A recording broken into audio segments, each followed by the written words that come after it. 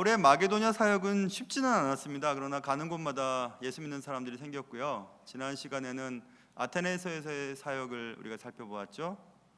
아테네에서의 사역도 쉽지는 않았습니다. 복음을 열심히 전했으나 어떤 사람들은 조롱했고 어떤 사람들은 다시 듣겠다고 연기했고 그 중에 몇 사람들은 주님의 말씀을 듣고 믿게 되었다라는 데까지 우리가 살펴봤습니다. 그 후 바울은 아테네를 떠나 고린도로 향하게 됩니다. 오늘 본문 1절에 보세요. 그 후에 바울이 아테네를 떠나 고린도에 이르렀다. 당시 고린도는 유명한 도시였습니다. 빈부격차가 심했고요. 그리고 퇴폐적인 윤리 생활이 일상화되었던 도시였습니다. 처음 미국 가서 공부할 때 수업을 같이 듣던 친구들하고 이렇게 그룹 스터디를 해서 발표를 하는 시간이 있었어요. 그래서 주중에 만나서 같이 토의한 후에 수업 시간에 발표하는 시간들이 있었거든요. 그래서 미국 친구들과 넷이서, 저까지 포함해 넷이서 만났습니다. 만나서 이런저런 얘기를 하고 음식도 같이 먹고 다 그랬어요. 그러다가 끝날 때 한 친구가 Let's go Dutch라고 얘기했어요. Let's go는 어디 가자는 얘기잖아요. 그래서 그거 알아듣겠어요. Let's go Dutch 하니까 더치는 네덜란드니까 갑자기 왜 네덜란드를 가자는 거지 싶어갖고 I can't라고 얘기했어요. 그때 거기 미국 친구들이 가만히 쳐다봤어요. 내가 뭘 잘못한 거지 생각했습니다. 지금도 영어를 못하지만 그때는 더 못했거든요. 그래서 Let's go Dutch 이렇게 얘기하니까 그것은 pay separately, 각자 돈 계산하자는 얘기예요. 그러니까 더치 페이 하자는 얘기거든요. 더치 페이도 모르시면 뿜빠이, 일본말 쓰면 안 되죠. 분배를 뿜빠이라고 하대요. 그렇죠? 뿜빠이 하자는 얘기인데 뿜빠이 하자는 얘기예요. 근데 나는 네덜란드를 왜 가야 하지? 이렇게 생각을 했었거든요. 그만큼 네덜란드 사람들이 돈에 대해서 정확하다는 거죠. 그래서 네덜란드 사람들은 더치페이라고 하는 말 속에 네덜란드 사람의 성격과 돈에 대한 개념이 등장되어 있죠. 그때도 그랬어요. 바울이 고린도에서 사역을 할 때 고린도 사람이라고 하는 말은 파티 애니멀 정도로 느껴졌어요. 그러니까 막 잔치하기를 좋아하는 동물. 그래서 또 어떤 문헌에 보면 라운지 리자드라고 하는 단어를 썼어요. 라운지는 이런 테이블이나 이런 데잖아요. 거기 리자드는 도마뱀이잖아요. 그러니까 도마뱀이 이런 테이블에 가만히 앉아 있음. 그래서 수고로는 라운지 리자드는 논팽이란 뜻이거든요. 그러니까 놀고 먹고 즐기고 가만히 앉아서 게으른 사람들로 표현을 했어요. 고린도 사람들. 그래서 심지어는 어떤 책에 보면 코린티아 주마이, 그러니까 고린도 사람들과 같음이라는 단어, 그러니까 고린도 사람들과 같음이라는 것은 놀기 좋아하고 잔치 좋아하고 한 걸음 더 나가서 음란하고 그리고 문란하고라는 단어로 코린티아 주마이라는 단어가 쓰였어요. 고린도 사람 같으니라고 이런 뜻이에요. 그만큼 고린도 사람들은 삶이 재미가 없었나 봐요. 그러니까 먹고 마시고 퇴폐하고 사치하고 그랬습니다. 그들의 삶이 그랬기 때문에 고린도에 교회가 세워지고 고린도 교회가 만들어지거든요. 이 본문 이후에 말입니다. 근데 고린도 교회 사람들도 예수를 받아들여서 예수 믿는 사람이 되었지만 여전히 옛 성품이 남아 있었어요. 그래서 고린도 전서에 보면 고린도 교회가 얼마나 시끄러웠는지가 기록으로 남아 있습니다. 고린도서 5장에 보면 아버지의 아내와 동거하는 이야기가 나와요. 그러니까 의붓 어머니와 동거를 하는 일이 고린도 교회 교인들 가운데 있었어요. 그것들을 바울이 지적하는 장면이 나오고 또 6장에 보면 교우들 간에 막 분쟁이 일어나서 예수님을 믿지 않는 세상 법정에 막 고소를 하는 일들이 또 벌어지고 또 예수를 믿으니까 우리는 자유야, 우린 천국 가니까 라고 하는 자유를 구실 삼아 창녀와 관계를 맺고도 아무런 죄책감을 갖지 않는 일들도 고린도 교회 교인들 간에 벌어지게 됩니다. 또 반대로 고린도전서 7장에 넘어가 보면 예수 믿는 사람들이 거룩해야지, 그러니까 가정을 다 깨버립니다. 성생활이 더럽다고 느껴지는, 또 완전 극단적인 방향으로 또 가는 문제도 생기게 됩니다. 우상에게 바쳤던 제물을 먹어야 되느냐 말아야 되느냐 문제 때문에 또 싸우는 얘기도 고린도전서 8장에 기록되어 있어요. 그만큼 고린도 사람들이 예수를 믿고 나서도 문제를 일으켰고, 예수를 믿기 전에는 엄청나게 자기 멋대로 살았던 것임을 알 수 있습니다. 그랬던 고린도에 하나님께서 바울을 보내셨어요. 그래서 바울이 고린도에서 어떻게 사역을 했는가에 대한 얘기가 나오고 있고, 우리가 고린도라고 하면 뭐 고린도 교회 정도로만 알고 있지, 바울이 아테네에서 고린도로 움직였을 때 고린도의 그 당시의 고린도 사람들의 형편과 고린도 사람들이 갖고 있었던 삶의 허무함, 것들을 보고 바울을 통해 하나님이 그 영혼들을 구하시는 장면들이 오늘 본문에 나와 있습니다.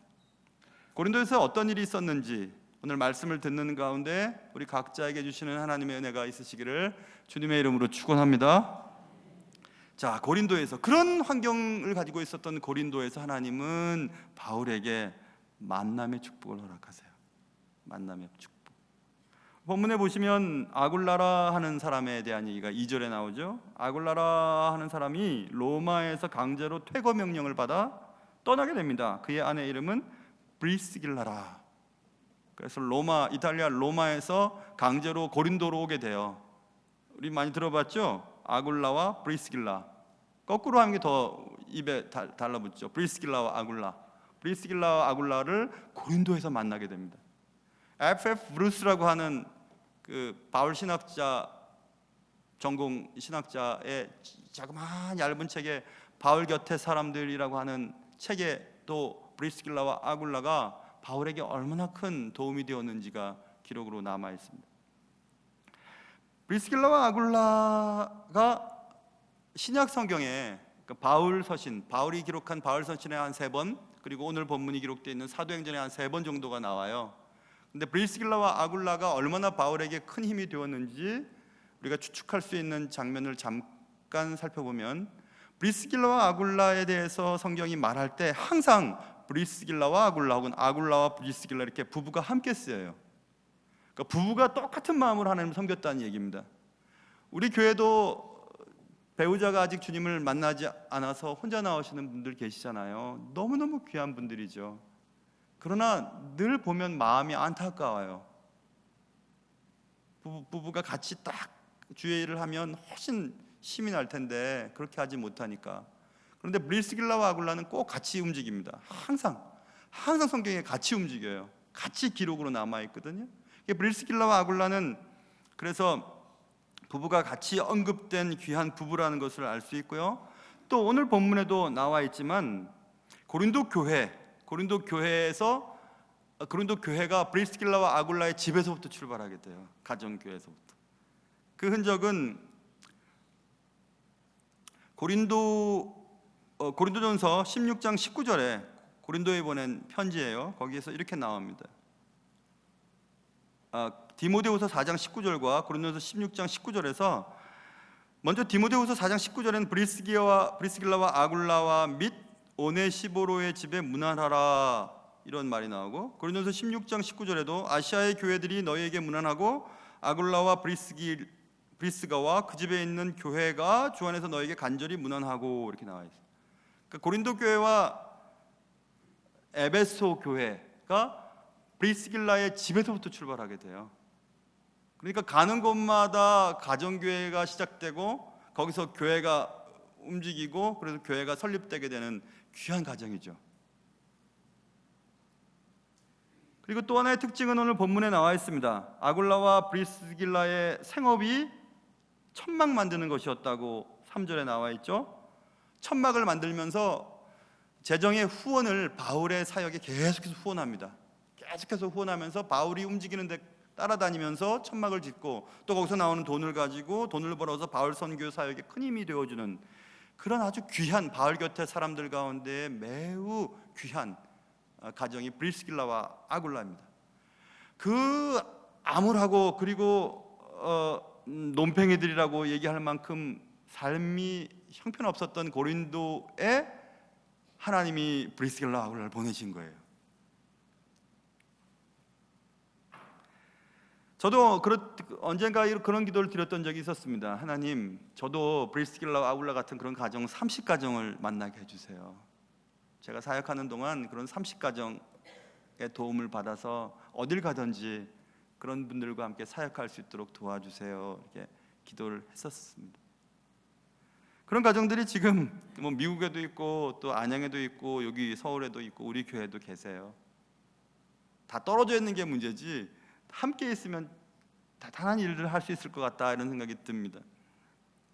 여러분도 그런 기도를 하세요. 주님, 저희 가정이, 나와 내 아내가 또 나와 내 남편이 브리스길라와 아굴라 같이 신앙의 보폭을 잘 맞추면서, 그리고 우리 집을 개방하면서, 그리고 하나님의 사역자들에게 큰 힘이 되어주는 그런 가정이 되게 해주십시오. 이렇게 기도하면 여러분이 꼭 그런 은혜를 받을 것입니다.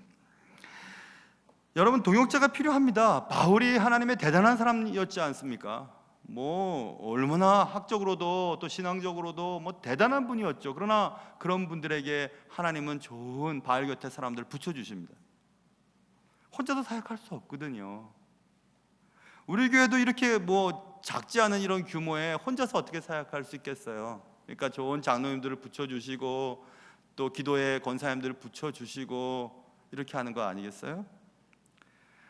동역자가 필요합니다.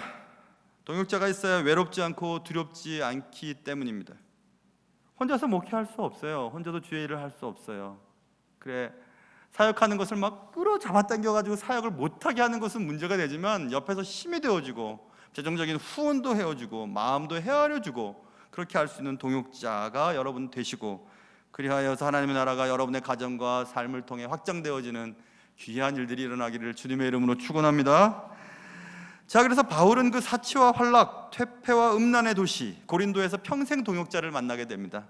참 좋은 동역자를 만나게 됩니다. 여러분과 제가 그런 얘기를 많이 합니다. 내가 일하는 직장은요, 아무도 믿는 사람이 없어요. 그리고 내가 시집 갔는데요, 우리 시집은 아무도 예수 믿는 사람이 없어요. 삶이 달라요.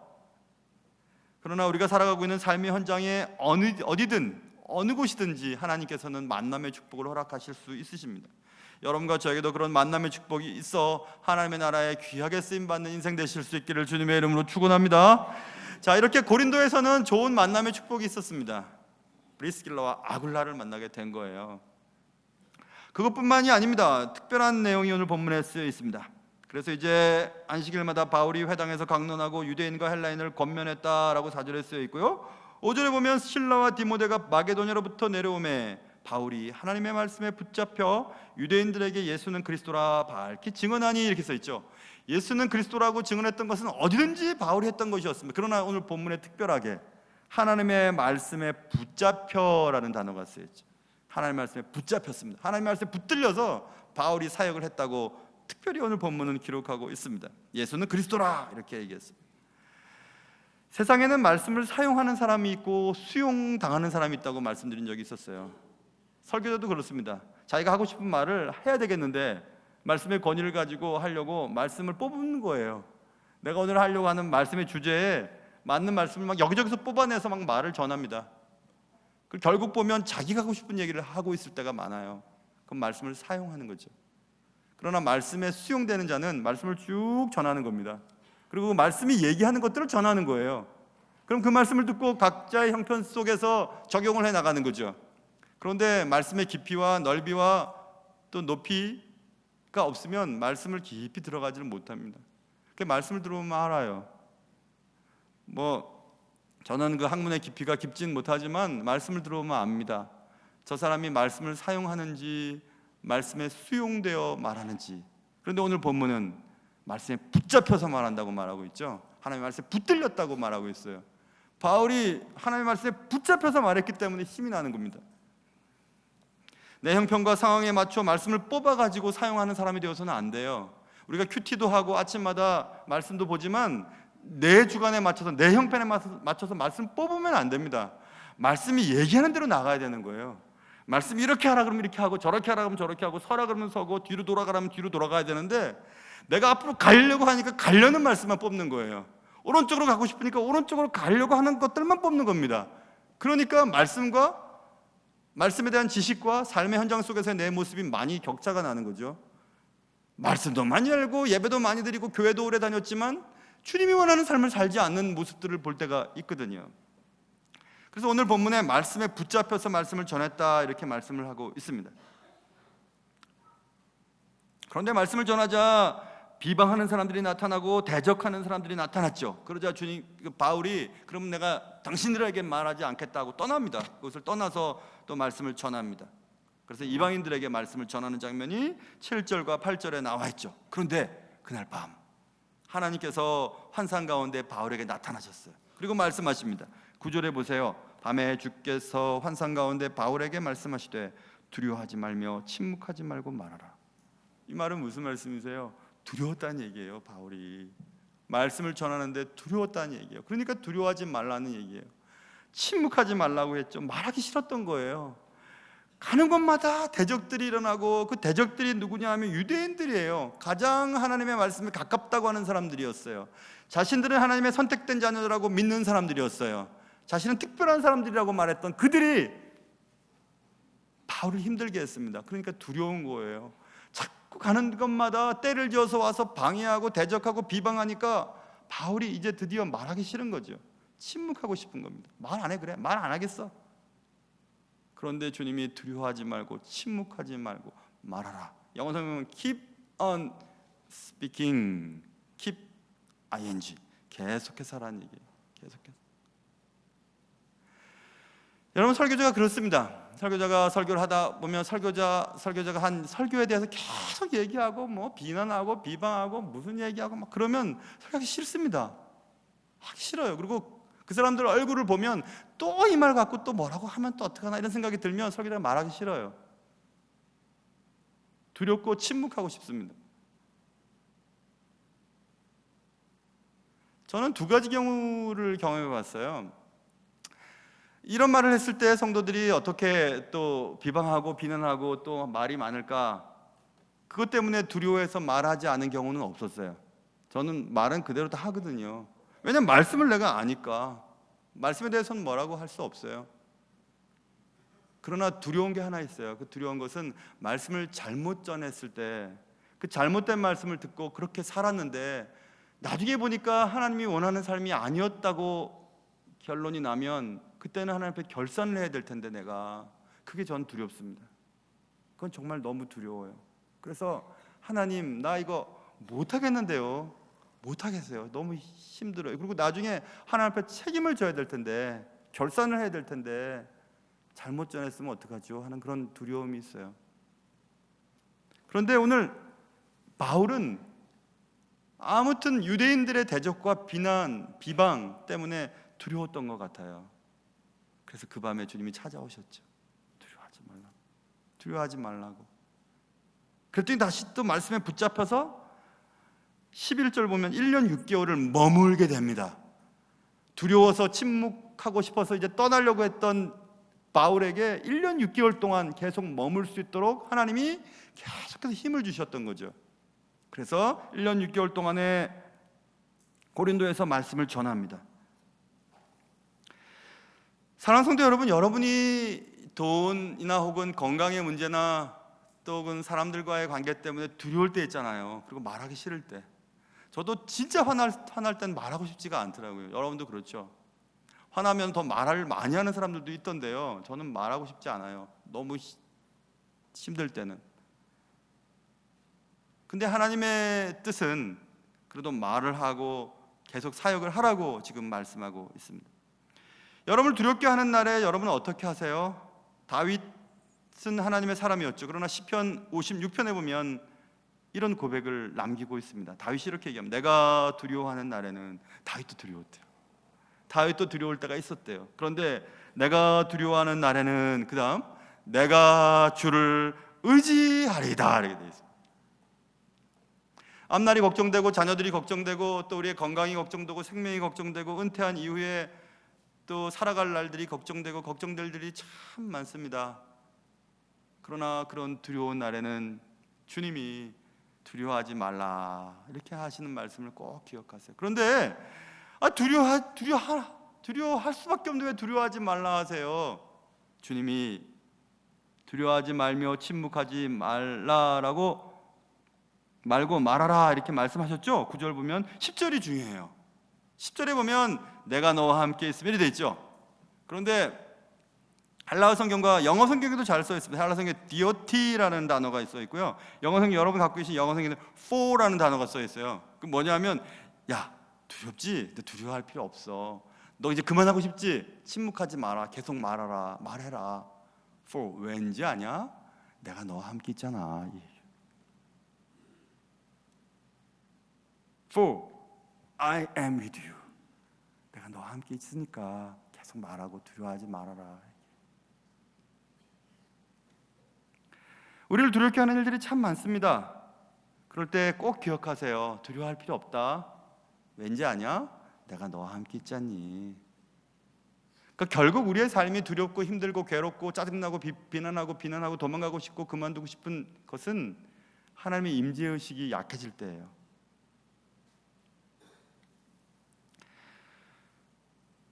삶을 살아가다 보면 우리가 두려움에 빠질 때가 있습니다. 환경이 나를 그렇게 만들고 사람들이 나를 또 그렇게 만들죠. 건강의 어려움이 나를 그렇게 만듭니다.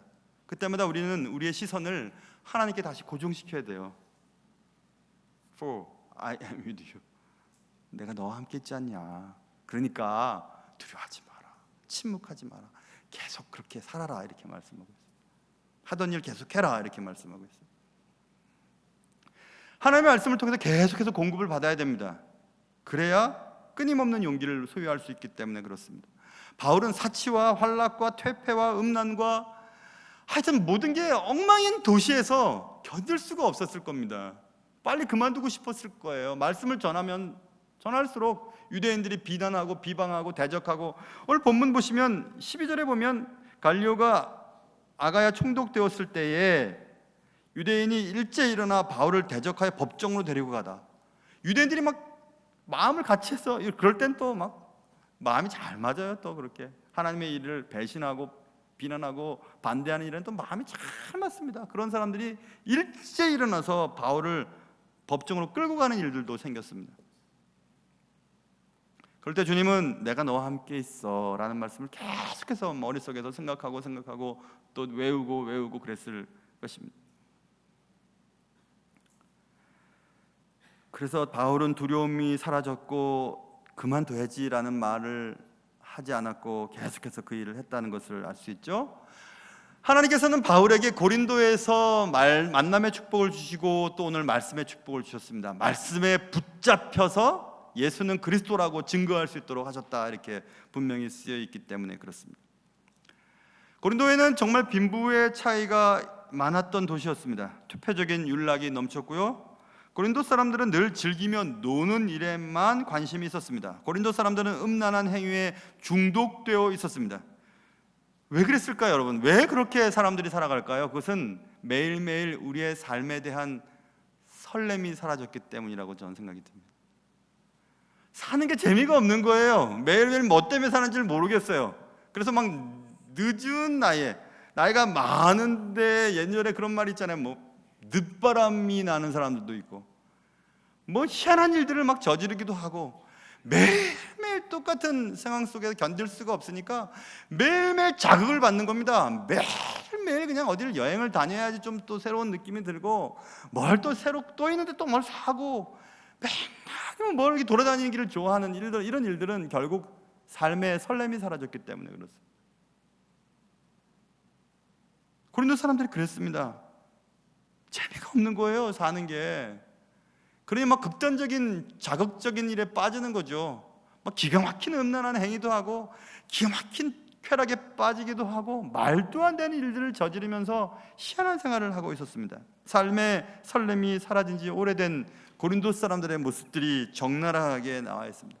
오직했으면 예수 그리스도의 이름을 받고 구원을 받았음에도 불구하고 고린도 교회에 그런 퇴폐와 음란과 형편없는 일들이 계속해서 벌어질 수 있다는 것을 보면 충분히 우리가 추측할 수 있습니다. 그래서 설렘이 사라진 도시 고린도는 소망이 없어 보였습니다. 그래서 하나님은 바울을 아테네에서 고린도로 옮기셨습니다. 그럭저럭 살아가고 있던 사람들에게 당신들에겐 예수가 필요하단 말이야. 예수가 필요해. 예수를 믿어야 돼. 예수가 여러분의 구세주야 라고 바울이 1년 6개월 동안에 그곳에서 복음을 전하게 됩니다. 너무나 형편없었기 때문에 너무나 오랫동안 복음이 필요했었어요. 그 1년 6개월 동안에 복음을 전했습니다.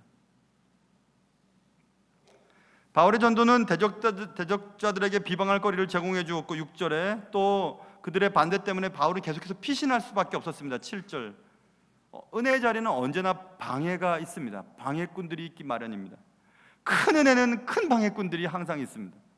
그래서 우리의 삶의 형편 속에 예수 말씀대로 살려고 막 그러는데 더 큰 고난이 찾아오면 야, 큰 은혜가 나에게 있을 거구나 하면서 여러분 keep going, keep speaking, keep working 계속해서 그 길을 걸어가시길 바라요. 포기하지 마시고. 왠지 아세요? I am with you. 내가 너와 함께 있으니까.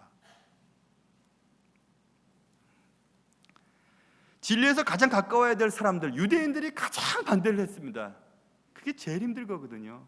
제일 힘이 되어줘야 될 사람, 제일 내 마음을 이해해줘야 될 사람이 제일 나를 반대할 때가 제일 힘들잖아요. 자식 새끼 죄송합니다. 새끼라 그래서. 자식 새끼들 또 그랬네. 자식 키워놨는데 이 자식이 시집가고 장가가고 엄마 마음을 아프게 해요. 제일 마음 아프잖아요, 그게. 교회도 그렇습니다. 제일 힘이 되어주고 제일 이해해줘야 될 사람들이 제일 내 마음을 모를 때 힘들죠. 똑같아요. 유대인들이 이 바울을 도와줘야 될 사람이에요. 하나님의 자녀라고 선택된 백성들이라고 적어도 모세오경만큼 믿는 사람들이었으니까, 율법을 쫓는 사람들이었으니까.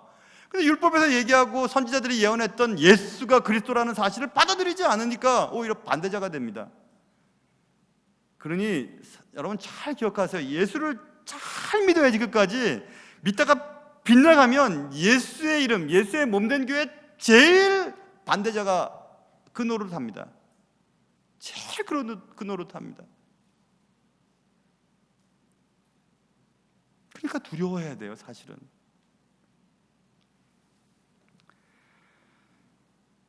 바울은 설렘이 사라진 도시 고린도에서 사역을 열심히 합니다. 그런 반대에도 불구하고 견딥니다. 인내합니다. 1년 6개월 동안에 머물면서 그들 가운데 하나님의 말씀을 가르칩니다. 돈이 최고지 라고 여겼던 사람들, 에이, 쾌락이 최고야 라고 여겼던 사람들, 분쟁이 일어나면 막 고소하는 걸 좋아하고 막 싸우고 막 막 따지고 이런 사람들, 그런 사람들이 있는 곳, 음란과 퇴폐와 향락과 음주에 빠져 있는 사람들, 삶의 설렘이 사라진 사람들, 또 그런 사람들이 모여 있었던 도시 고린도. 그런데 그 고린도에 하나님이 브리스길라와 아굴라 그리고 하나님의 말씀의 권리, 권능을 주셔서 그곳에 고린도 교회가 세워져요.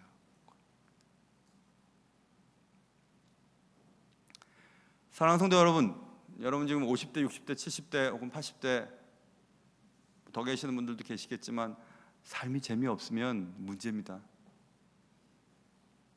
매일매일 눈 뜨면 아이 또 떴네. 아이고 이거 큰일이네. 그리고 막 한다는 소리가 너 재수 없으면 100살까지 살아 이런 얘기나 듣고. 여러분과 저를 살려주시고 지금도 움직이게 하시는 이유는 단 한 가지예요. 설렘이 사라진 도시, 설렘이 사라진 사람들에게 가서 당신은 예수가 필요한 사람이라고, 예수 없이는 안 된다고 전해야 될 일들이 여러분과 저에게 남아있기 때문에 그런 겁니다.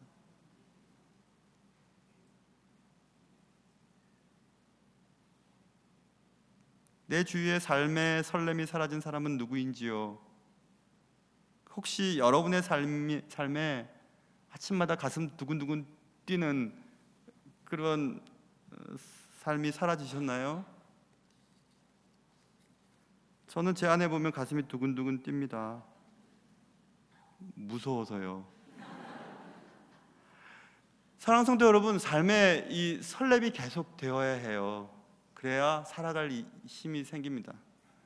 오늘도 똑같고 내일도 똑같고 교회 다니는 것도 똑같고 돈을 벌어도 재미없고 돈이 많아도 재미없고, 아이고, 그래서 뭔가 확 빠져버릴 것 같은, 늦바람이 불고 또 어디론가 막 다니고 싶고 돈 많이 벌고 또 높은 지위에 앉았던 사람들도 갑자기 뭐 그냥 뛰어내리고 막 이러죠.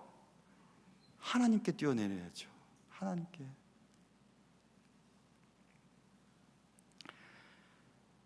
삶을 다시 설레게 만드는 일은 만남의 축복과 말씀의 축복이 있어야 됩니다. 여러분 주위에 좋은 동역자들을 보내주세요라고 기도하시고 하나님의 말씀에 딱 붙잡혀서 하나님이 내게 주신 그 사명을 잘 감당할 수 있도록 해달라고 기도하시고, 그래서 날마다 야, 오늘도 하나님께서 새로운 날을 주셨네, 오늘도 열심히 살아야지, 오늘도 내게 주어진 일들을 잘 감당해야지, 자녀들을 사랑하고 아내를 사랑하고 남편을 사랑하고 부모님을 존경하고 또 교회에서 맡긴 일들 열심히 잘 감당해야지, 언젠가 하나님께서 그만두라 하실 때는 분명히 있을 테니까 라고 말하면서 믿으면서 가슴 벅차고 마음이 설레고 날마다 눈 뜨면 또 기분이 좋은 그런 인생들 여러분 되실 수 있기를 주님의 이름으로 축원합니다. 기도하겠습니다. 사랑하는 주님, 내 마음에 설렘과 두근거림이 사라지고 일을 해도 밥을 챙기는 것도 밥하는 것도 싫어지고, 아니 눈 뜨는 것도 짜증이 나고 옆에 사람들 걸리적거리는 것도 싫고 신앙생활도 재미가 없고 왜 그럴까? 내 삶을 다시 설레게 만드는 일, 정말 믿음의 사람들을 우리에게 붙여주시고 말씀에 붙들여 살아갈 수 있는 우리의 삶이 될 수 있도록 도와주시옵소서. 우리의 삶 속에 다시 가슴 뛰는 일들, 가슴이 설레는 일들이 생기기를 간절히 바라오며 예수의 은혜 가운데 다시 삶이 설레는 일에 우리의 이름이 기록되게 도와주시옵소서. 귀하신 예수님의 이름으로 기도합니다. 아멘.